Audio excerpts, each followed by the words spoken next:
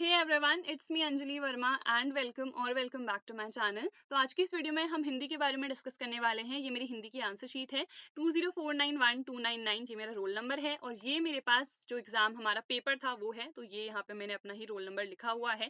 तो अगर तुम लोग सोच रहे हो कि मुझे हिंदी की आंसर शीट अब कहाँ से मिल गई, तो उस टाइम पे ना जब हमारे बोर्ड्स हुए थे तो मेरे मार्क्स 83 आए थे, ठीक है, जब रिजल्ट था, और इंग्लिश में 90 थे। मैंने इतने एक्सपेक्ट करे नहीं थे, मैंने थोड़े ज्यादा एक्सपेक्ट करे थे, तो मैंने रीचेकिंग के लिए भेज दिया। अब रीचेकिंग के लिए मैंने भेजा तो 400 रुपीज में एक शीट हमारी रीचेक हो रही थी। बट उस टाइम पे बिकॉज कोरोना आ चुका था 2020 में, जैसे ही हमारे सारे पेपर निपट गए उसके बाद सीधे लॉकडाउन वगैरह लग गया था, तो रीचेकिंग तो हुई नहीं, बस मुझे कॉपी एज इट इज मिल गई थी। एंड इसको देख के मैं बहुत ज्यादा डिसअपॉइंट थी कि इतने कम नंबर मिले हैं। कुछ मुझे भी लगता है मेरे एंड से मिस्टेक्स थी, और कुछ जो भी चीजें हैं सब कुछ मैं आज तुम लोग को शेयर करूंगी। ठीक है, पहले हम ये पेपर देख लेते हैं। तो ये हिंदी का हमारा पेपर है, खंड अ और खंड ब। खंड ब संस्कृत वाला है, जो कि तुम लोग के सिलेबस में ऑब्वियसली है नहीं, मैं उत्तराखंड बोर्ड से थी। तो उत्तराखंड बोर्ड में संस्कृत भी रहती है, तो 30 नंबर की हमारी संस्कृत थी और 70 नंबर की हिंदी। ठीक है, तो यहाँ पे खंड अ में सबसे पहले हमारे पास ये अपठित गद्यांश है, जिसमें हमारे 3-3 नंबर के सारे क्वेश्चन हैं। ठीक है, उसके बाद हमारे पास दूसरा क्वेश्चन है, निबंध लिखना था। निबंध तुम्हारे उसमें अब है नहीं, तो ये 10 मार्क्स का है। फिर यहाँ पे ये अभिव्यक्ति और माध्यम से क्वेश्चन हैं, तो कुछ एमसीक्यू हैं, कुछ एज इट इज एक एक नंबर के क्वेश्चन हैं। तुम लोग के उसमें अब सिर्फ एमसीक्यूज आ रहे हैं, which is a great thing. मतलब सिर्फ वही नहीं आ रहे हैं, स्टार्टिंग वाले में वो आ रहे हैं। अभी हिंदी का भी हम सैम्पल पेपर देख लेंगे, सीबीएसई का। ठीक है, उसके बाद यहाँ पे हमें आलेख लिखना था, तो तुम लोग के उसमें अब रचनात्मक लेखन है, तो वो सेम ही रहता है, इसकी प्रैक्टिस डेफिनेटली कर लेना। ये हमारा 5 मार्क्स का था। फिर यहाँ पे क्वेश्चंस पूछे गए हैं 2 मार्क्स ईच। उसके बाद यहाँ पे भी ये 2 नंबर के इधर पे क्वेश्चन पूछे गए हैं, फिर इसमें भी 2 नंबर के क्वेश्चन पूछे गए हैं। फिर यहाँ पे तो ये भी हमारे पास 2 नंबर के क्वेश्चन हो गए इधर पे। ठीक है, उसके बाद नीचे देख लेते हैं। उसके बाद यहाँ पे 2 प्रश्न आंसर करने हैं हमें, तो ये 3 नंबर का एक क्वेश्चन है। ठीक है, उसके बाद यहाँ पे 2 नंबर के क्वेश्चन है, ये 5 नंबर का है। उसके बाद खंड ब आ चुका है इधर पे, जो कि तुम लोग के सिलेबस में है नहीं बिल्कुल भी, बिकॉज ये संस्कृत है। अब ये मुझे थोड़ा सा डिफिकल्ट लगा था, बिकॉज मैं पहले तक सीबीएसई में थी और मैंने कभी संस्कृत पढ़ी नहीं थी, मतलब बहुत टाइम पहले तक छूट गई थी वो। तो यहाँ पे मेरे लिए थोड़ा सा डिफिकल्ट हुआ था, बट अगेन मैं इसको कर पाई थी। ठीक है, अब देख लेते हैं आंसर शीट। तो सबसे पहले ये तो हमारा फ्रंट पेज हो गया। उसके बाद यहाँ पे मैंने स्टार्ट करा था खंड ब से। अब तुम लोग पूछते हो कि हम कौन से सेक्शन से स्टार्ट करें, तो मैं हमेशा यही प्रेफर करती हूँ कि जो मुझे अच्छे से आता है। ये बिकॉज शॉर्ट था, 30 मार्क्स में जल्दी से कवर हो जाएगा, तो मैंने सोचा इसी से स्टार्ट कर लेते हैं। ठीक है, तो यहाँ पे देखो, यहाँ पे तो पूरे नंबर मुझे मिले हैं, 2-2 नंबर, ये जितने भी मार्क्स के आए हुए थे हमारे। ठीक है, उसके बाद यहाँ पे मेरा 1 नंबर कटा है। ठीक है, ये हमें क्या करना था, जो वाक्य बनाने होते हैं ना, वो बनाना था। ये मैंने देखा हुआ था एक्चुअली क्वेश्चन बैंक में, तो मैंने यही लिख दिया, बट एग्जामिनर के अकॉर्डिंग वो गलत था, तो मुझे इधर पे 0 मिला है। ठीक है, फिर ये श्लोक 6 नंबर का था, पूरा करेक्ट है, बट इसमें भी 1 नंबर कटा है, तो सिर्फ 5 मार्क्स मिले हैं। तो यहाँ पे कोई मिस्टेक नहीं है, बस एग्जामिनर का पॉइंट ऑफ व्यू है कि उन्हें आंसर पसंद नहीं आया होगा। मे बी वो चाहते थे मैं थोड़ा बड़ा श्लोक लिखूं, तो इसलिए 1 नंबर इधर पे कट गया। ठीक है, तो ये संस्कृत हमारा खत्म हो गया। फिर आता है खंड अ, ये है अपठित गद्यांश का। अभी देखा था 3-3 नंबर के क्वेश्चन थे, तो यहाँ पे तो 3 मिले हैं। देखो यहाँ पे 1 नंबर कट चुका है, भले ही इसमें कोई मिस्टेक उन्होंने नहीं निकाल रखी है, बट स्टिल 1 नंबर इधर पे कटा हुआ है। फिर इधर पे 3 मार्क्स है, यहाँ पे भी हमें 2-2 मार्क्स मिले हैं, तो 1-1 नंबर इधर पे भी कटा हुआ है। तो तुम लोग के लिए ना एक बहुत अच्छी बात है कि तुम लोग के एमसीक्यूज आ रहे हैं। तो इस तरीके से जो भी एग्जामिनर्स मार्क्स काटते थे ना, कि उनकी मर्जी, बिकॉज यहाँ पे कुछ मिस्टेक तो है नहीं, बट उन्हें पसंद नहीं आया आंसर, तो उन्होंने मार्क्स काट दिए उधर पे। तो ये चीज अब वो नहीं कर पाएंगे, तो ये मुझे बहुत अच्छी बात लगी है एमसीक्यू वाली। ठीक है, उसके बाद आगे देख लेते हैं।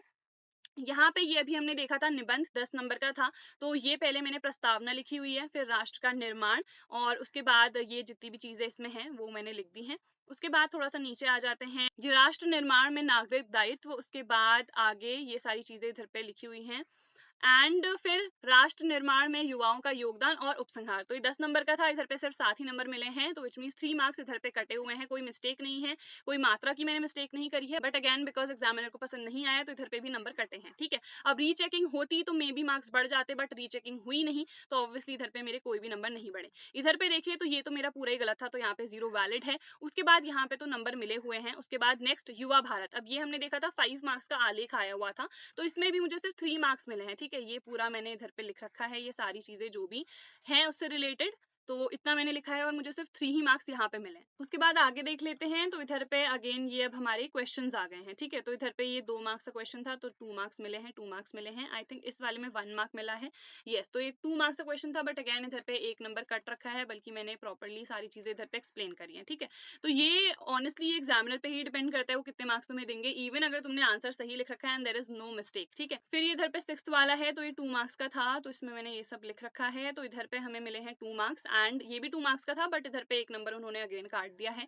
देन ये 7th वाले पे आ जाते हैं, तो ये यहाँ पे 2 मार्क्स दिए हैं एंड यहाँ पे देखें तो आई थिंक इधर पे भी फुल दे रखे हैं, सो ये हमारे पास 2 मार्क्स मिले हैं, ठीक है। नेक्स्ट 8th वाला देखते हैं, तो इधर पे 2 मार्क्स दिए हैं, इधर पे 2 मार्क्स दिए हैं and for this particular question again इधर पे 2 मार्क्स दे रखे हैं, ठीक है।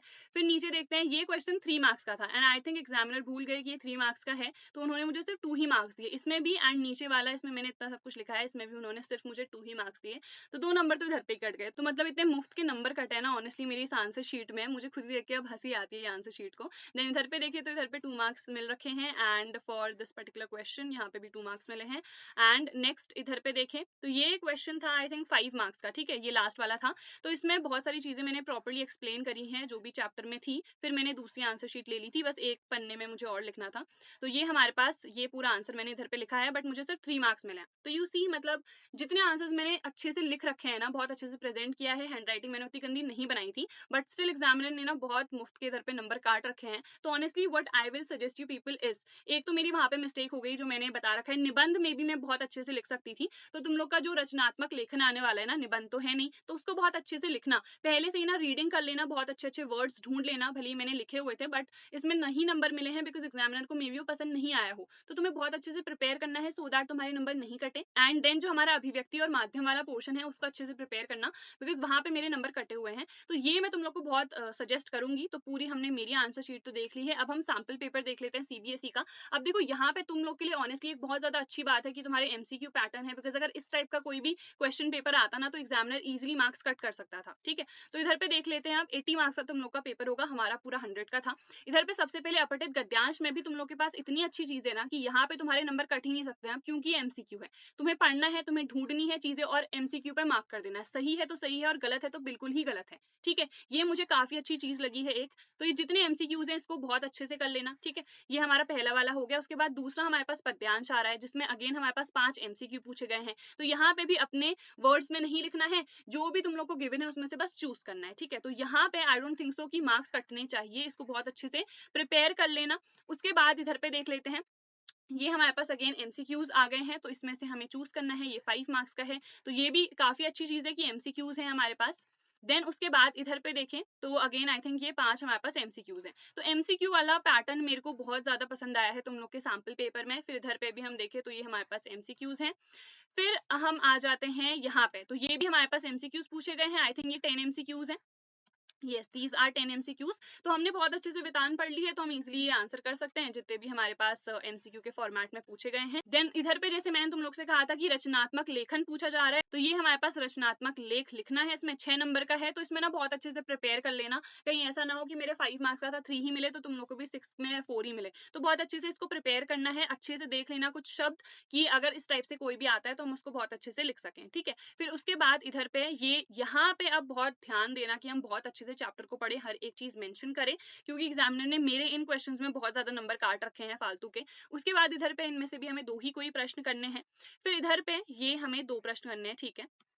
उसके बाद यहाँ पे देखें तो ये वाला पोर्शन तो हमारा वही आ गया जिसमें हमें प्रॉपर्ली आंसर्स लिखने हैं। पहले के जितने हैं वो एमसीक्यूज है, तो एमसीक्यूज में मेक श्योर कि बिल्कुल नंबर ना कटे, बिकॉज यहाँ पे एग्जामिनर अपनी मर्जी से काट सकते हैं, ठीक है। उसके बाद ये हमारे पास इधर पे आ गया, तो इसमें हमें क्वेश्चन के आंसर करने हैं। तो ये वाला portion is quite similar to जो भी हमारे उसमें था, बट जो तुम्हारे उसमें डिफरेंट है वो ये है कि एमसीक्यू पैटर्न है, तो इसीलिए मैं वापस से कह रही हूँ एमसीक्यू पैटर्न पे बहुत ज्यादा फोकस करना कि उसमें नंबर हमारे बिल्कुल ना कटे, बिकॉज मान लो उसी में गलत हो गया ना तो हो गया, फिर जो तुमने लिखा है उसके भी नंबर नहीं मिलेंगे। तो it can be both positive as well as negative, so you have to focus accordingly, ठीक है।